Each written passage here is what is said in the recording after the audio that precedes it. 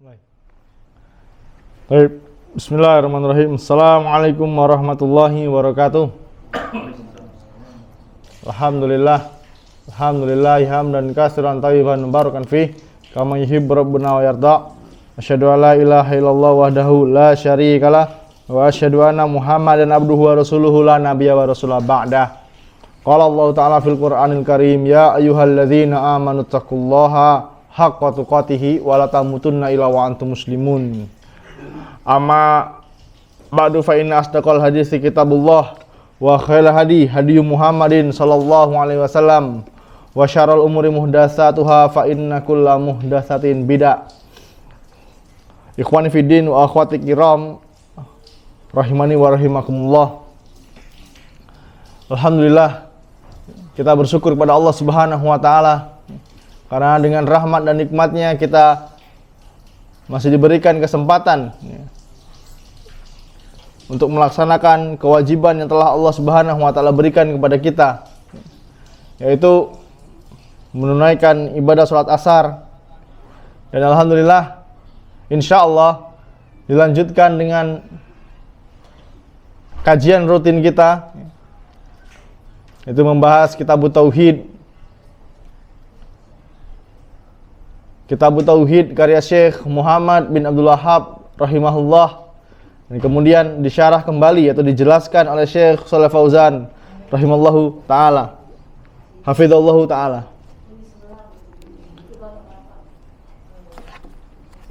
Alhamdulillah, dan kemarin kita sudah membahas atau memasuki bab tentang hidayah ya.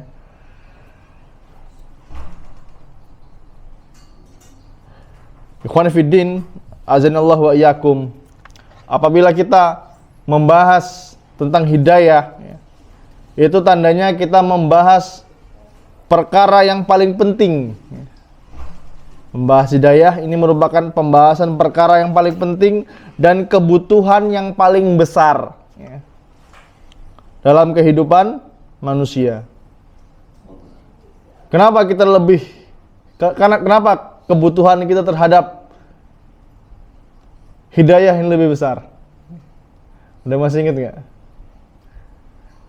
Karena segala sesuatu yang kita kerjakan dalam bentuk ibadah itu berdasarkan hidayah dari Allah Subhanahu wa taala.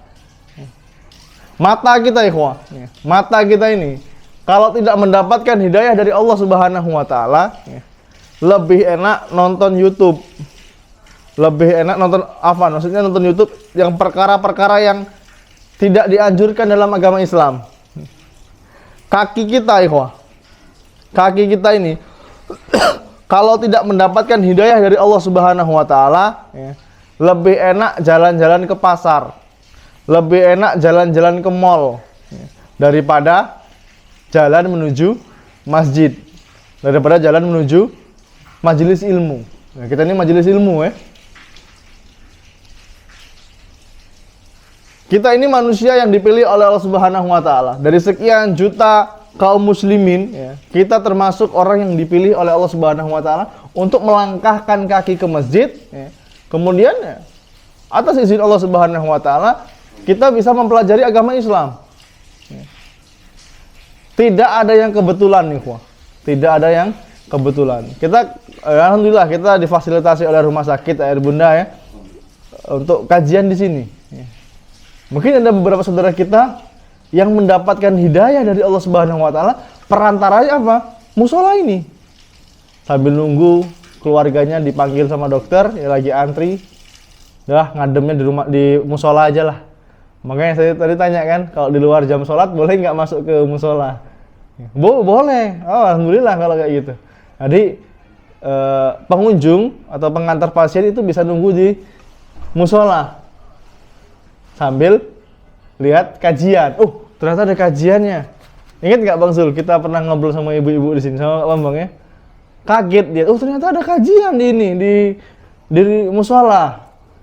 Ini dia lagi antri nunggu dokter jantung. Ini sambil nunggu dokter dia ikut kajian. Kita kasih tahu di YouTube, di Facebook juga kita ada live ya. Mudah-mudahan ibunya nonton ya. Dan itu semoga menjadi wasilah, perantara hidayah dari Allah Subhanahu wa taala. Ya, antum dimudahkan oleh Allah Subhanahu wa taala untuk duduk di sini, yaitu bukan karena kehendak antum, ya. Tapi itu adalah hidayah dari Allah Subhanahu wa taala. Tidak ada yang kebetulan, ya. Kita hidup ini tidak ada yang kebetulan. Semuanya adalah qadarullah. Sudah ditetapkan oleh Allah Subhanahu wa taala. Karena kenapa hidayah itu penting, ikhwah? Karena kita lebih butuh, karena kebutuhan kita dengan hidayah itu melebihi kebutuhan kita dengan makan dan minum.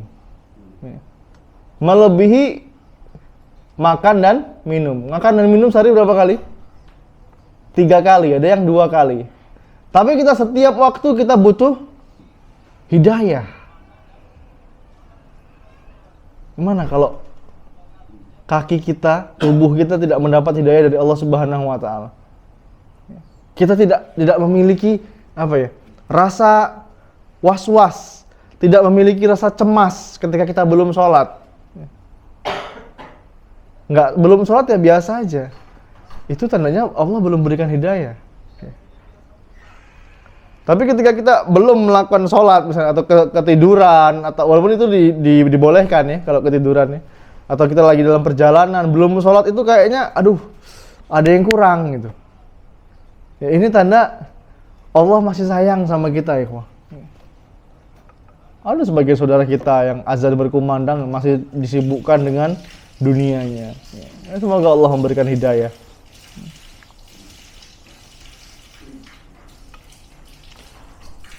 Dan hidayah ini, ikhwah, ini yang menentukan atau sebab utama keselamatan dan kebaikan kita di dunia atau di akhirat. Kenapa di dunia? Kalau kita mendapatkan hidayah dari Allah Subhanahu wa taala, berapapun rezeki yang kita terima, kita akan bersyukur.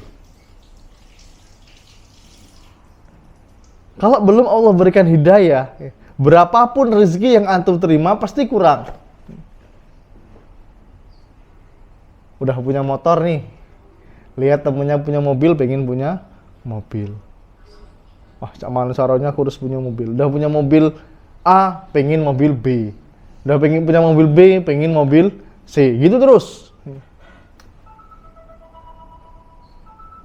Sampai kapan? Ya, sampai dia bosen nanti. Ya. Belum dikasih hidayah sama Allah. Gimana kalau Allah mau kasih hidayah kalau dianya masih bersantai-santai, ya? Tidak berusaha untuk mencari. Itu kebahagiaan di dunia. Ada yang kerja nih, saudara kita ya kok. Saudara kita di musola, tempat kita sering kumpul-kumpul ya. Atau sering kajian di sana. Jadi, Masya Allah, profesinya sebagai jualan pentol keliling itu. Berangkat pagi jam 10, habis pulang istirahat, nanti sore anak-anak TPA dia keliling lagi jualan. Tapi ketika kita ngobrol sama beliau ya, seneng hidupnya. Bisa nganter anaknya ngaji, bisa nganter anaknya sekolah, bisa jemput anaknya sekolah ya.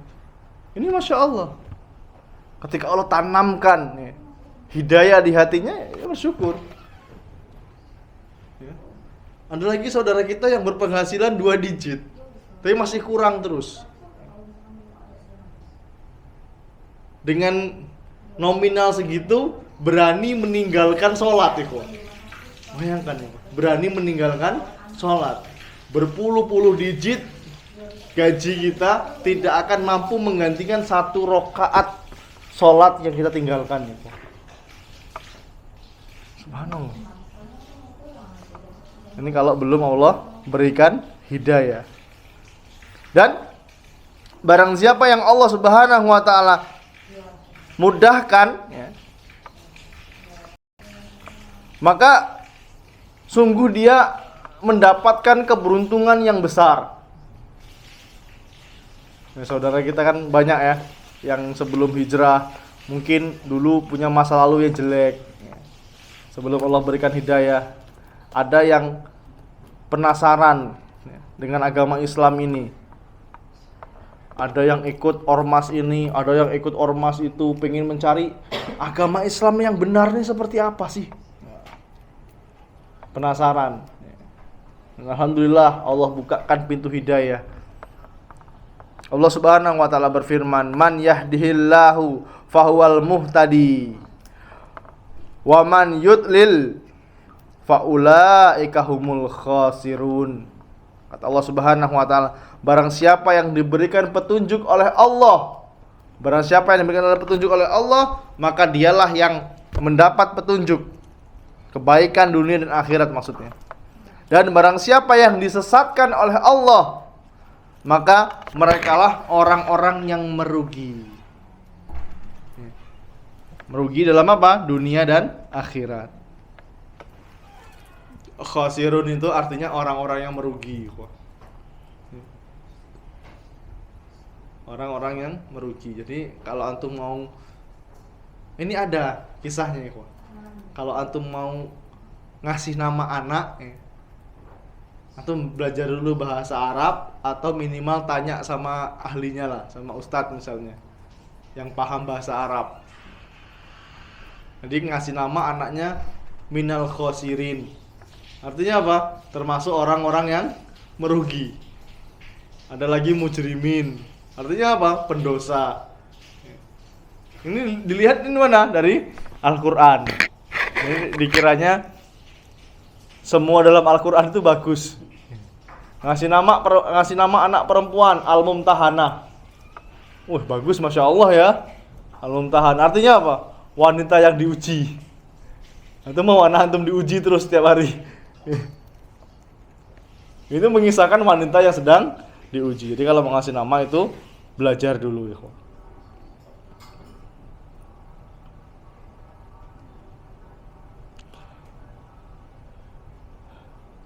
Jadi manusia itu sangat-sangat membutuhkan hidayah dari Allah Subhanahu wa taala. Dan Allah sendiri yang memerintahkan kita, ikhwah. Allah yang memerintahkan kita untuk minta hidayah. Minta ditunjukkan ke jalan yang lurus. Karena apa? Sangat besar dan sangat urgen kebutuhan manusia terhadap petunjuk atau hidayahnya Allah Subhanahu wa taala. Kita diperintahkan untuk membaca apa? Setiap salat, ihdinas siratal mustaqim. Ya Allah, tunjukkanlah aku jalan yang lurus. Ini minimal kita baca ini 17 kali, Ibu, dalam sehari. Minimal. Belum lagi ditambah dengan sholat-sholat yang lainnya. Sholat sunnah rawatib 12 rakaat. Sholat duha ada yang 2 rakaat, ada yang 4 rakaat. Sholat tahajud, sholat witir, sholat syuruk, banyak ya. Dan ini setiap rakaat kita itu membaca ihdinas siratal mustaqim. Ya Allah, tunjukkanlah kami hidayah, jalan yang lurus.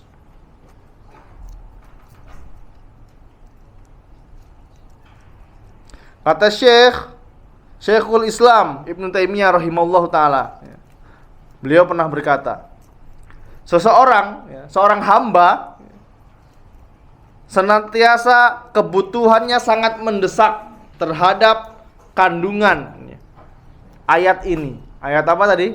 Ihdinas siratal mustaqim. Karena sesungguhnya tidak ada keselamatan dari siksa neraka dan pencapaian kebahagiaan yang abadi, yaitu di surga, kecuali dengan hidayah dari Allah Subhanahu wa taala.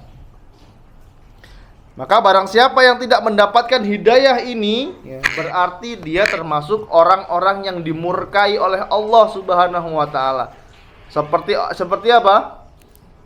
orang Yahudi dan orang Nasrani.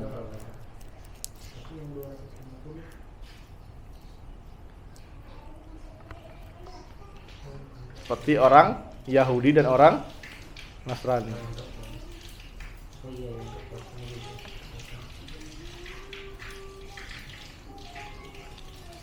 Kenapa seperti orang Yahudi dan Nasrani? Lanjutan dari ayat ini, siratal ladzina an'amta 'alaihim ghairil maghdubi 'alaihim waladdallin.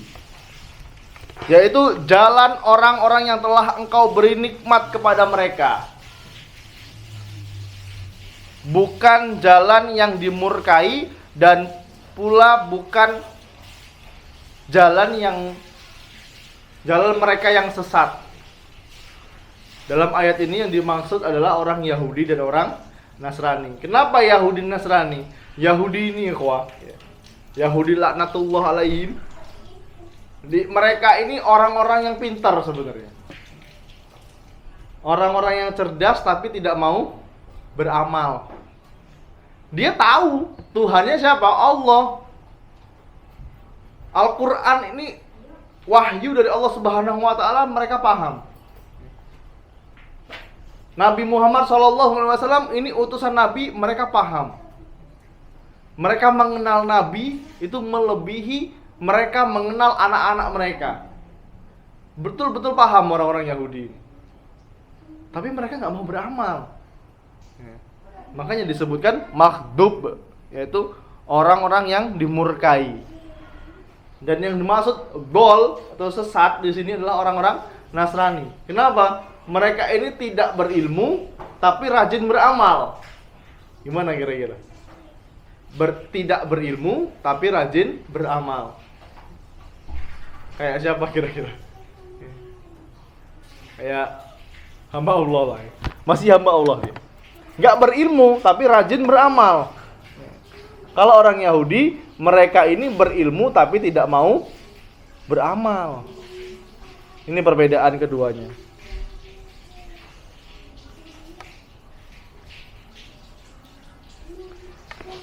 Masih dilanjutkan perkataan Ibnu Qayyim rahimahullah taala. Dia memaparkan hal ini lebih terperinci lagi.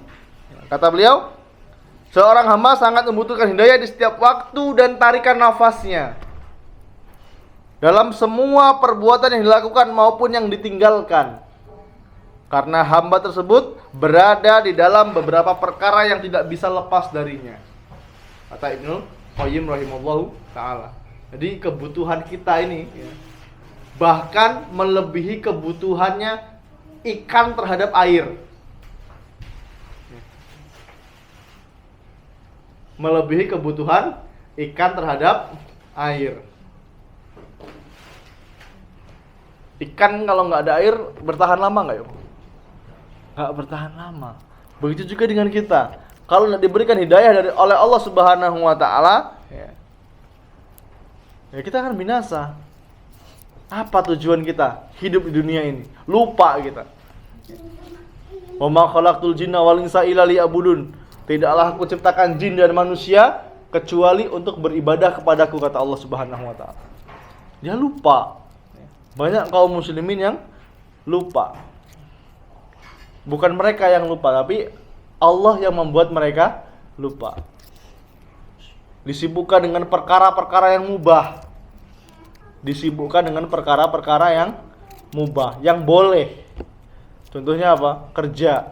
Hukum asal kerja apa? Mubah, boleh. Bahkan bisa sampai wajib kerja. Tapi jangan sampai meninggalkan hak-haknya Allah. Seperti yang sudah kita sebutkan tadi di atas. Saking sibuknya kerja, nggak sempat lagi menuntut ilmu. Jangankan menuntut ilmu, sholat aja nggak sempat lagi. Sholat ini udah jam-jam terakhir. Zuhurnya sholat zuhurnya jam 2:30, sholat asarnya jam 5:30. Inilah yang disebutkan oleh Allah Subhanahu Wa Taala. Fawailul lil musallin. Maka celakalah orang-orang yang sholat. Jangankan hak-haknya Allah, menuntut ilmunya nggak sempat lagi. Dengan alasan apa? Sibuk kerja. Kita ajak, yuk kajian yuk ke masjid nanti pada maghrib. Oh ya Afman, Ana sibuk nian, Ana kerja. Dikiranya teman-teman yang duduk di pengajian ini pengangguran semua ya Pak.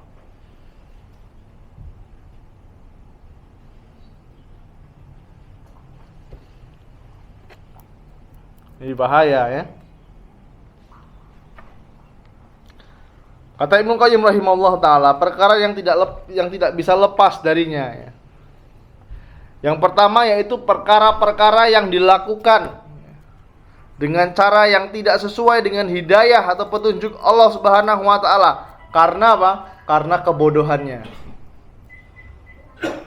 Maka dia butuh untuk memohon hidayah Allah Subhanahu wa taala kepada kebenaran dalam perkara-perkara tersebut. Tetap masih butuh dengan hidayah.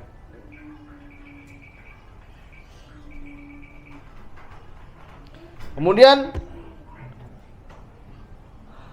atau dia mengetahui hidayah, dia tahu kebenaran. Dia paham dengan ini salah, ini benar, ini halal, ini haram, dia paham dalam perkara tersebut. Tapi dia mengerjakannya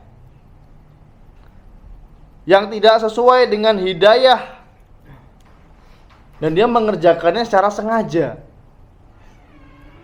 Maka dia butuh untuk bertaubat dari kesalahan tersebut.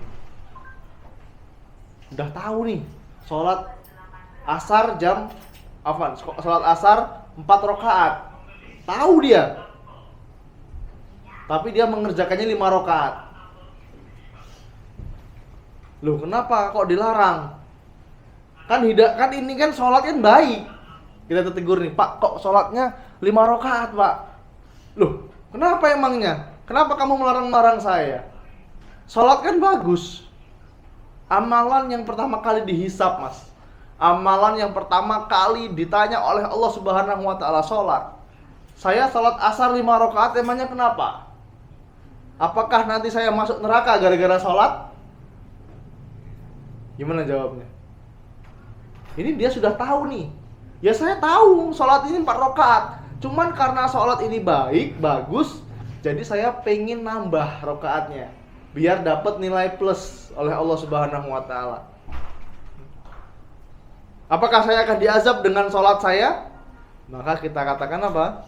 Anda tidak diazab karena sholat, tapi Anda akan diazab oleh Allah Subhanahu wa taala karena tidak mengikuti syariat yang diberikan oleh Allah Subhanahu wa taala melalui lisan nabinya Muhammad sallallahu alaihi wasallam.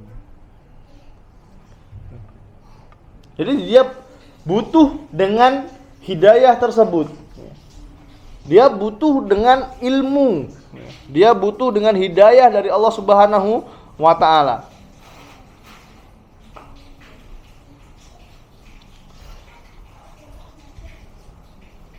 Atau perkara-perkara yang dia tidak mengetahui segi hidayah, baik dalam ilmu atau amal, sehingga dia luput darinya hidayah untuk mengenal dan mengetahui perkara-perkara tersebut dengan benar, serta untuk meniatkan dan mengerjakannya. Dia nggak paham, betul-betul nggak paham dengan ilmu-ilmu atau amalan ini. Dia nggak paham cara bayar zakat, dia nggak paham cara ngitungnya, dia nggak bayar zakat misalnya. Dia butuh nggak dengan hidayah dari Allah Subhanahu wa taala? Ya butuh. Dia butuh hidayah tentang perkara tersebut.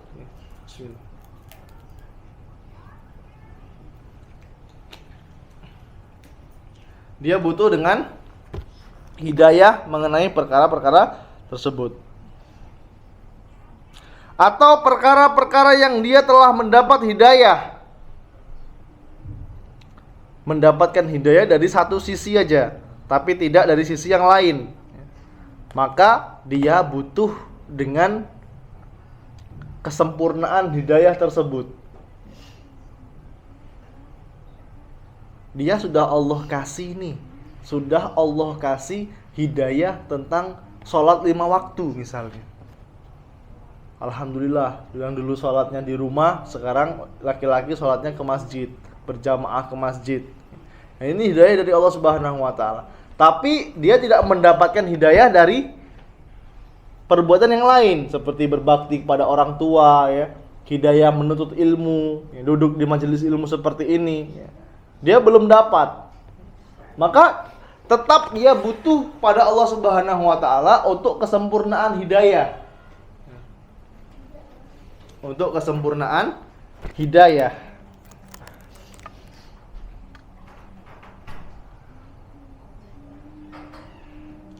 Atau jalan kebenaran yang dia telah mendapat hidayah kepadanya, tapi dia membutuhkan hidayah lain di dalam menempuh jalan tersebut. Karena hidayah itu untuk mengetahui suatu jalan yang berbeda dengan petunjuk untuk menempuh jalan tersebut. Jadi dia tetap butuh dengan hidayah dari Allah Subhanahu wa Ta'ala. Dia disibukkan dengan perkara-perkara yang baik.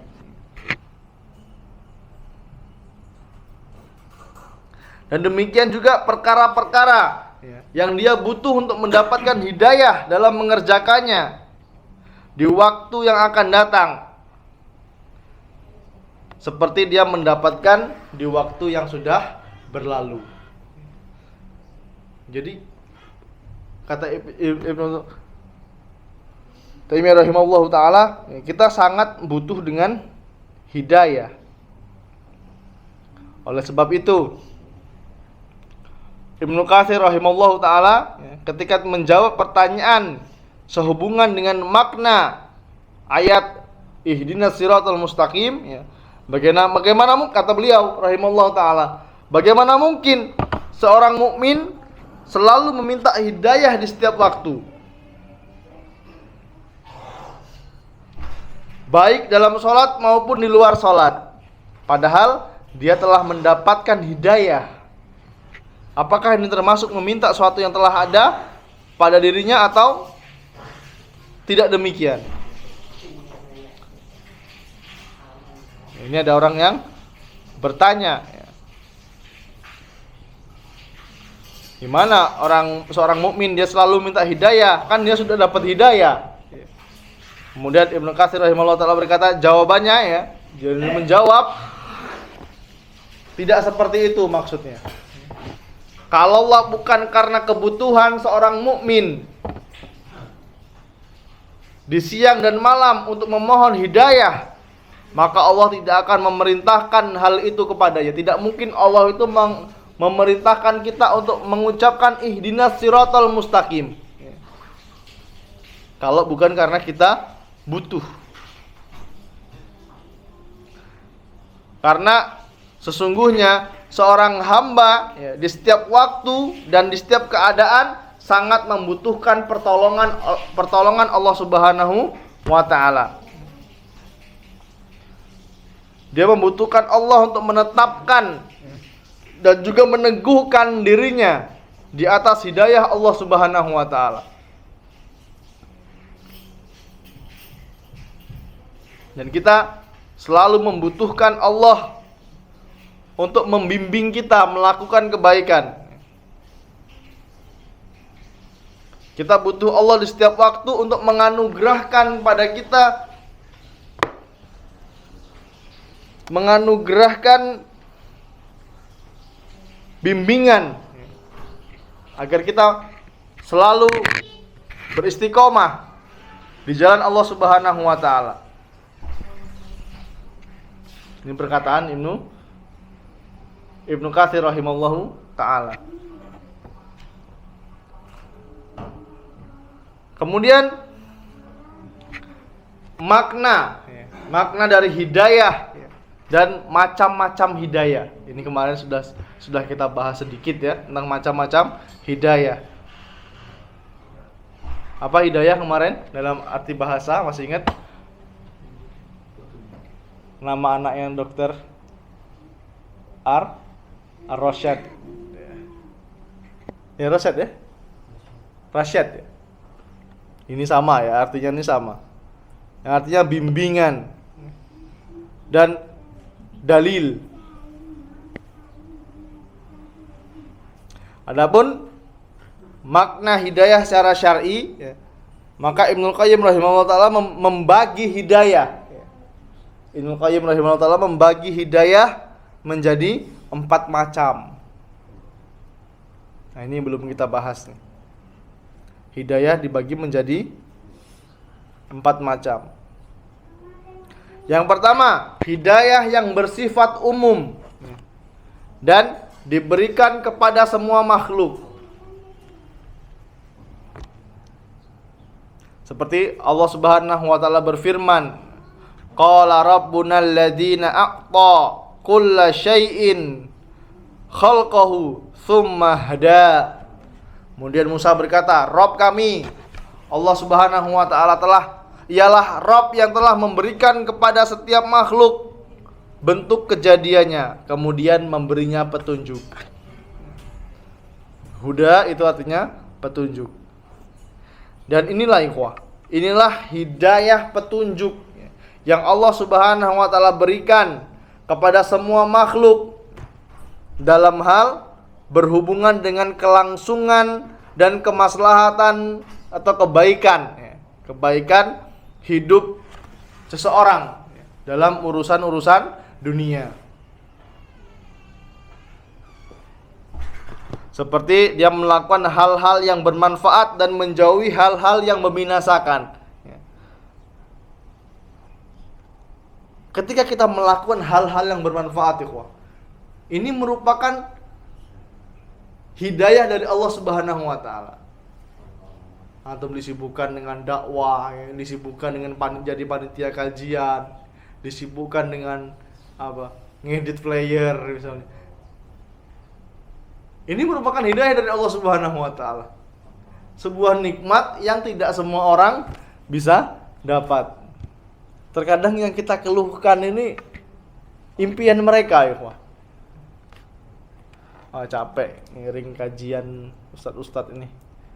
Misalnya seperti itu. Ngerekam, duduk, dengarkan, ya. Ini impian sebagian orang kadang-kadang. Wah, coba aku baik ngerekam itu. Ilmu dapat, kan? Skill bertambah, kan sebagian orang berpikir seperti itu. Itu yang pertama ya. Ini hidayah petunjuk.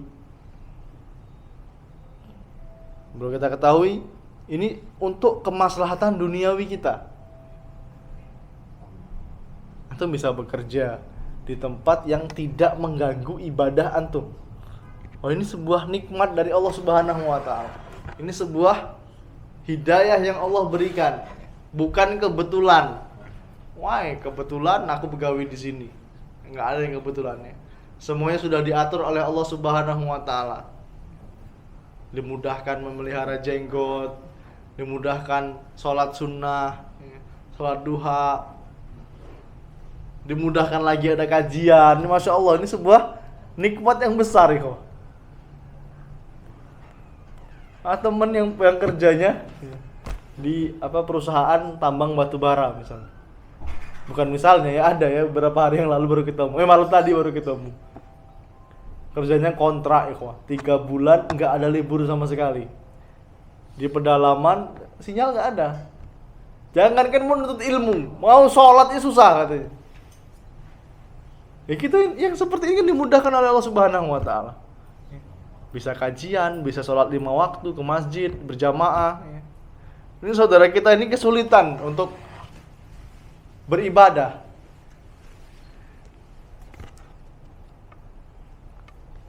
Itu yang pertama. Kemudian yang kedua yaitu hidayah yang berupa penjelasan dan keterangan tentang jalan yang baik dan jalan yang buruk. serta jalan keselamatan dan jalan kebinasaan. Ini sudah dijelaskan. Adapun hidayah ini, ya, ini berarti melahirkan petunjuk Allah Subhanahu wa taala yang sempurna. Karena ini hanya merupakan sebab atau syarat. Tapi tidak mesti melahirkan, ya, hidayah Allah Subhanahu wa taala yang sempurna. Sudah dijelaskan, mau terima syukur, enggak mau terima ya itu urusan Anda. Kita sudah menyampaikan. Seperti Allah Subhanahu wa taala berfirman dalam surat Fussilat ayat yang ke-17. Kata Allah Subhanahu wa taala, "Wa amma samudu fahadainahum fastahabbul ama 'alal huda." Adapun kaum Samud, kaum yang dibalikkan itu. Adapun kaum Samud, mereka telah kami beri petunjuk. Tapi mereka lebih menyukai kebutaan daripada petunjuk. Kaum Samud, jangan sampai kita jadi kaum Samud. Udah dikasih nih hidayah nih, udah dikasih jalan hidayah nih. Ya. Majelis ilmu di mana-mana, atau nggak bisa bab apa? Salat. Ada kajian yang membahas tentang fikih salat. Ada lagi kajian yang membahas tentang tahsin. Ya. Untuk memperbagus bacaan Al-Qur'an kita. Tergantung kita mau mencari atau enggak. Bab tentang bersuci, tentang wudu, ini semuanya sudah dibahas ya, kawan. Kalau ketinggalan di masjid, tinggal buka apa? Sosial media. Kajian di Lubuk Linggau, misalnya kajian tauhid, keluar ya, kawan. Ini tinggal kita ada apa ya? Bahasa Inggrisnya apa sih? Effort ya. Ada keinginan enggak untuk mencari hidayah tersebut? Kalau cuma nunggu nanti ada kajian, nanti kita bahas insyaallah kalau enggak sempat hari ini besok ya. Tentang sebab-sebab mendapatkan hidayah. Ya, kalau cuma nunggu aja, ya gimana mau Allah berikan hidayah ya, kawan? Enggak ada usahanya, enggak ada effortnya, enggak ada. Dalam ayat ini ya,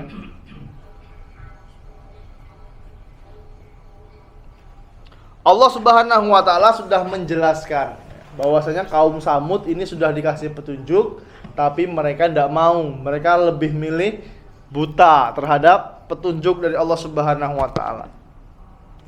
Dan inilah yang dapat kita lakukan nih, ikhwah. Yaitu dengan cara apa? Berdakwah. Dan mengajak manusia ke jalan Allah Subhanahu wa taala. Semua kita ini sudah sering kita jelaskan ya, sudah sering kita bawakan di sini. Semua kita ini enggak ada kewajiban jadi ustadz, ikhwah. Siapa yang nyuruh antum jadi ustadz? Enggak ada. Tapi kita wajib berdakwah di atas ilmu. Semuanya wajib berdakwah. Minimal dakwahi diri kita sendiri dulu lah. Atau yang sudah punya keluarga, dakwahin istri kita. Kalau istrinya belum pakai jilbab, ajak pakai jilbab. Mungkin dulu menikah sama-sama belum kenal agama ya, masih awam. Kita bisa menyampaikan ilmu padanya.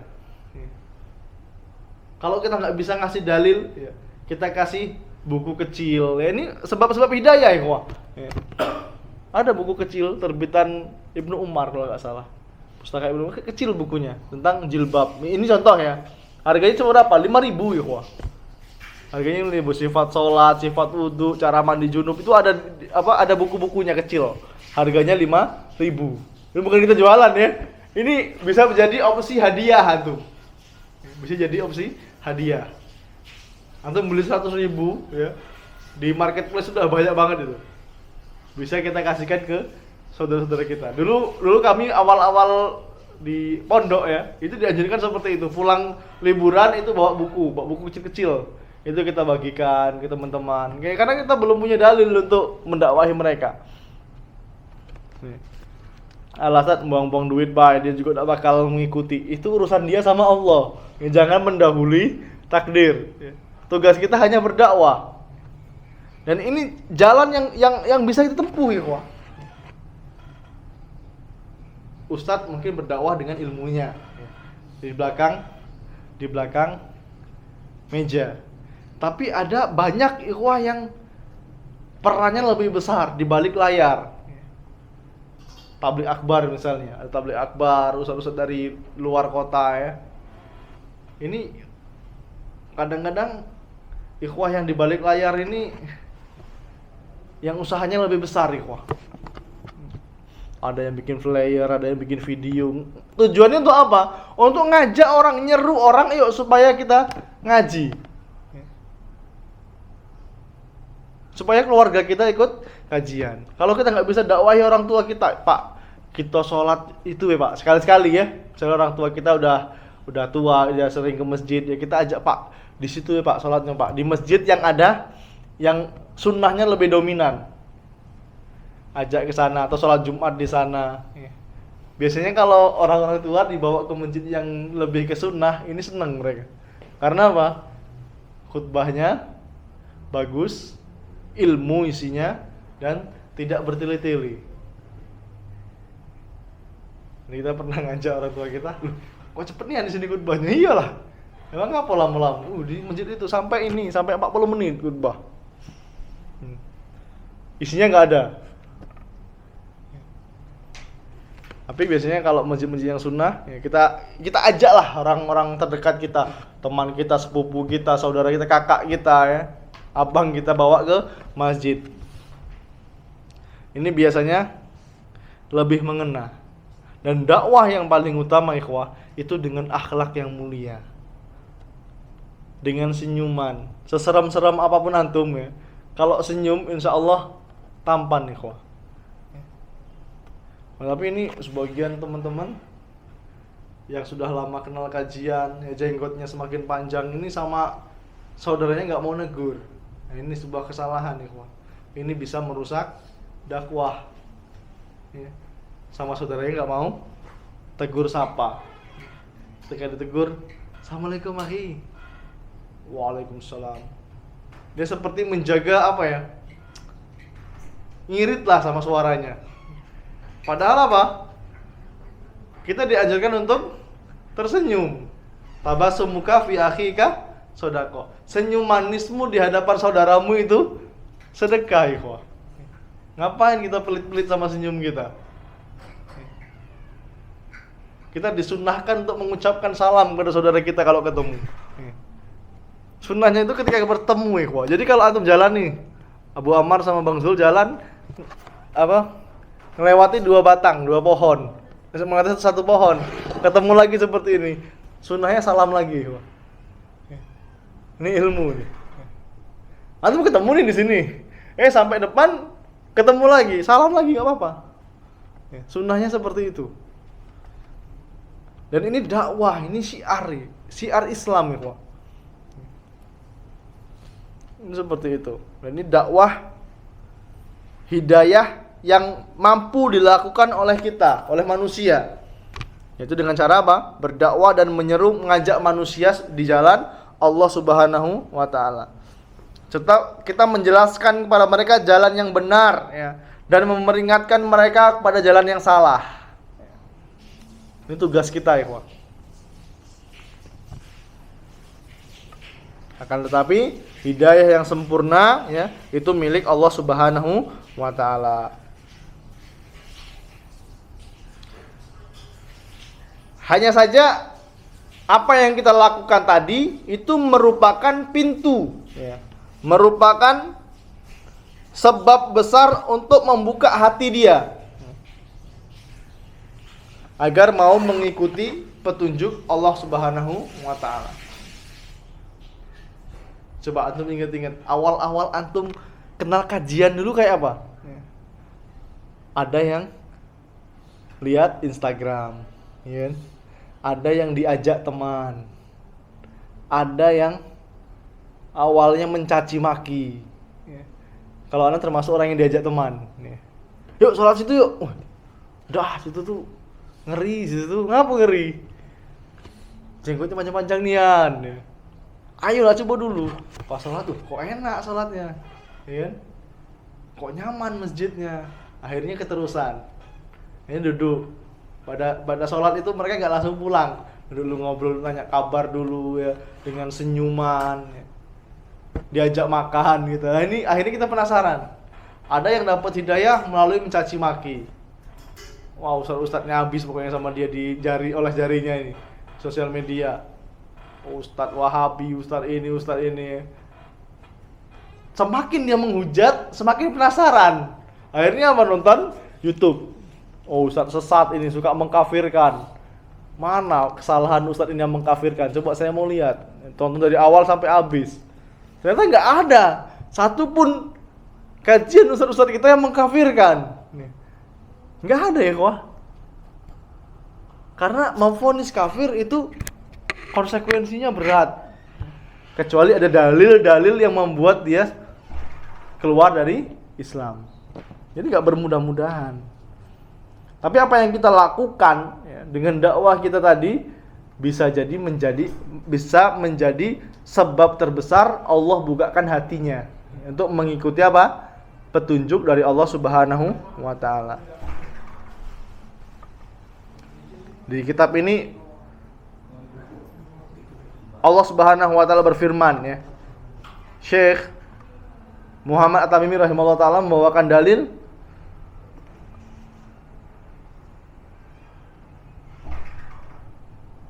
Allah Subhanahu wa taala berfirman tentang rasulnya ya. Wa innaka la tahdi ila siratim mustaqim. Kata Allah Subhanahu wa taala, sesungguhnya engkau wahai Muhammad sallallahu alaihi wasallam benar-benar memberi petunjuk, penjelasan dan bimbingan kepada jalan yang lurus. Nabi Muhammad SAW sudah menjelaskan ya melalui lisannya. Tergantung kita mau ikutin apa enggak. Kan gampang ya, Pak. Ada permasalahan, kembalikan pada Al-Quran dan Sunnah, selesai. Ada masalah, kembalikan pada Al-Quran dan Sunnah, semuanya bisa teratasi.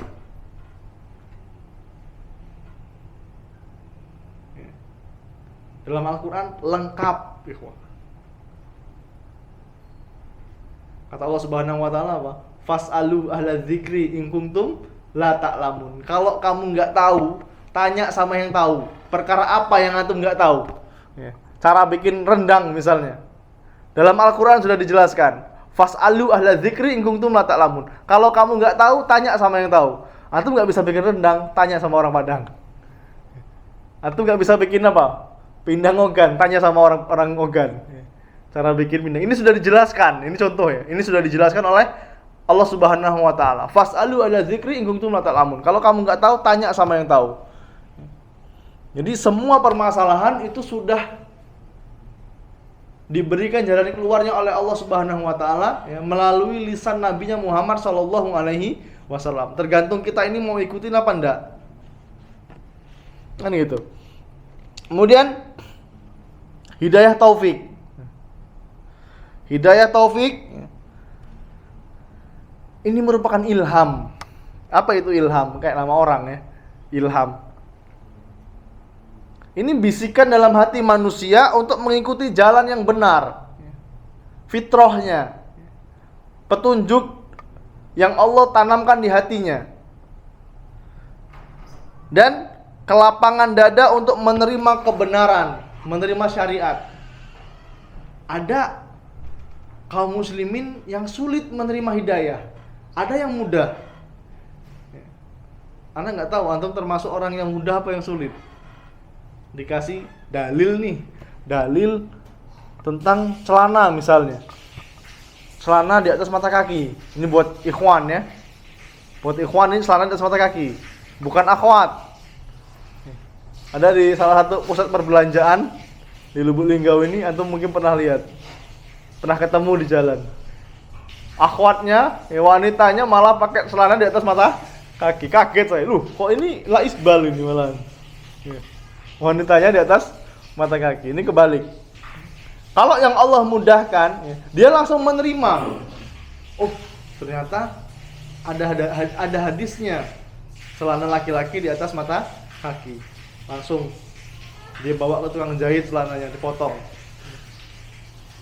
Kalau yang belum Allah Subhanahu wa taala berikan hidayah taufik tadi, ya, dia akal-akalan dulu. Enggak apa-apa celana di atas mata kaki. Yang penting kan enggak sombong. Yang enggak boleh itu sombong di bawah mata kaki nih. Nah, dia pakai yang apa? Ngelewer-ngelewer itu enggak apa-apa kata. Yang penting jangan sombong. Ini otak-atik matuk. Oh enggak tuh otak-atik matuk. Diputer-puter, kalau cocok sama dia dipakai. Kalau nggak cocok sama dia ditinggalkan.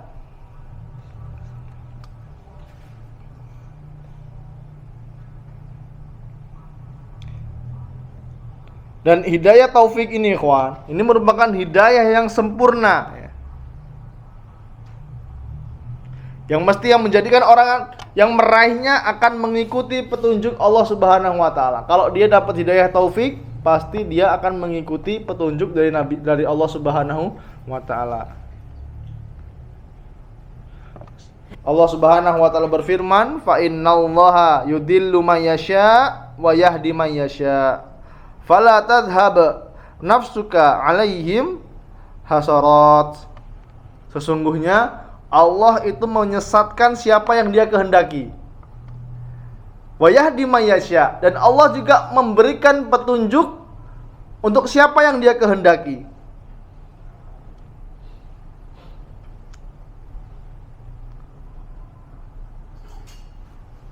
Masya Allah, ya.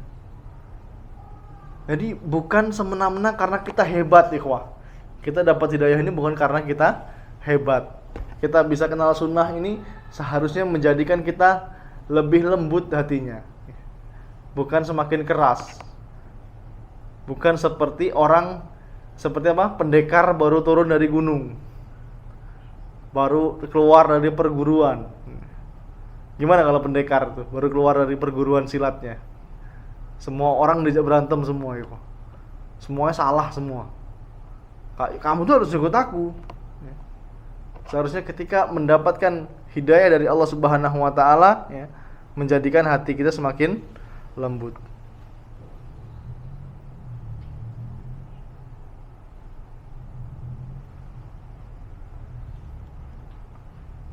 Kemudian di antara puncak hidayah ini yaitu hidayah kepada surga dan neraka ketika penghuninya digiring. Ketika manusia itu digiring mau dimasukkan ke surga atau dimasukkan ke neraka. Anda tahu nggak perkataan penghuni surga ketika dia pertama kali masuk surga? Penghuni surga dia berkata ketika dia pertama kali masuk surga. Dan ini mudah-mudahan kita termasuk orang yang membaca doa ini.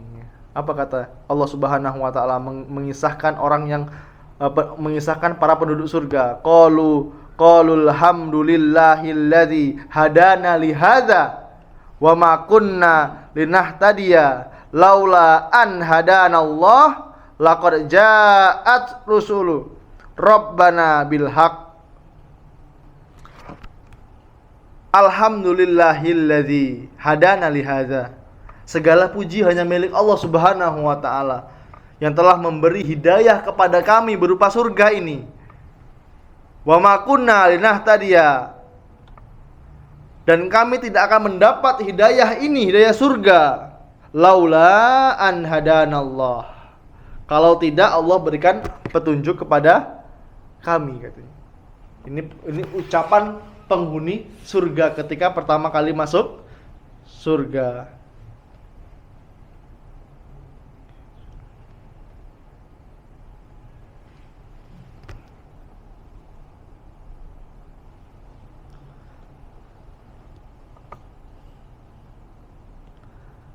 Mudah-mudahan kita termasuk dari orang-orang yang mengucapkan doa tersebut. Mungkin hanya ini yang ini dapat saya sampaikan. Mau dilanjutkan sebenarnya tanggung, cuman 3 menit lagi. Insyaallah pekan depan masih di hidayah, Bu Amar. Ya, judulnya sebab-sebab datangnya hidayah. sebab-sebab datangnya hidayah. Faktor-faktor apa sih yang kita bisa mendapatkan hidayah dari Allah Subhanahu wa taala? Ya, mungkin mungkin hanya ini yang dapat saya sampaikan. Kalau ada kebaikan itu datangnya dari Allah Subhanahu wa taala. Jika ada kesalahan itu datangnya dari saya pribadi dan dari bisikan syaitan yang terkutuk. Allah Subhanahu wa taala dan Rasulnya terbebas dari kesalahan tersebut. Kami akhiri dengan doa kafaratul majelis. Subhanakallahumma wa bihamdika asyhadu alla ilaha illa anta astaghfiruka wa atubu ilaik. Assalamualaikum warahmatullahi wabarakatuh.